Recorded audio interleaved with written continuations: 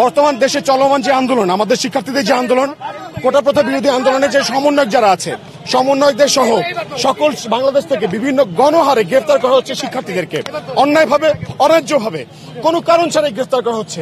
আজকে আমরা এখানে এসেছি শান্তিপূর্ণভাবে আন্দোলন করার জন্য, শান্তিপূর্ণভাবে জানান দেওয়ার জন্য বিচার বিভাগকে যে আমরা মার্চ ফর জাস্টিসের জন্য এখানে এসেছি, কিন্তু তারা শিক্ষার্থীদের কোনোভাবে আসতেই দিচ্ছে না এবং শিক্ষার্থীদেরকে এমনভাবে ট্রিট করছে তারা যেন কুকুর, পশু, বিড়াল, ছাগল এরকম ভাবে ট্রিট করছে। কেন আমরা কি এটা ডিজার্ভ করি? কোনোভাবে আমাদেরকে বলেন আমরা ডিজার্ভ করি?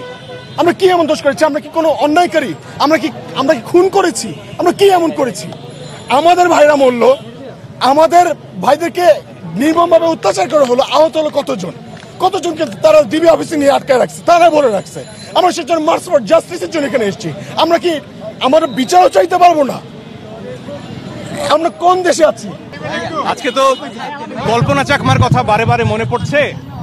যখন পাহাড়ে অত্যাচার হয়, নিপীড়ন হয়, তখন তো আমরা চুপ ছিলাম।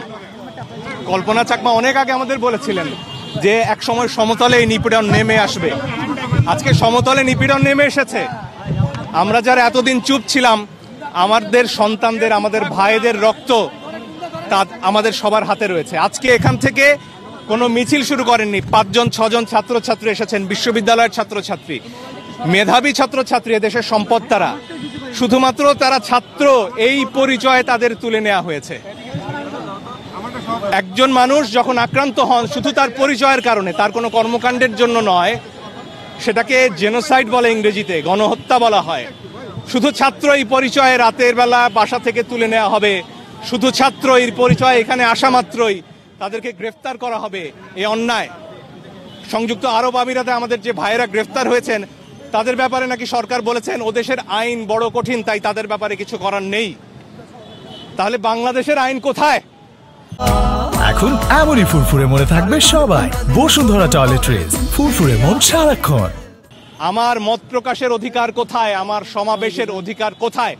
আমার সংবিধান আজকে কোথায়? এই আমাদের প্রশ্ন। গান আজকে আমাদের মুখে মুখে, যে গানগুলো হারিয়ে গিয়েছিল।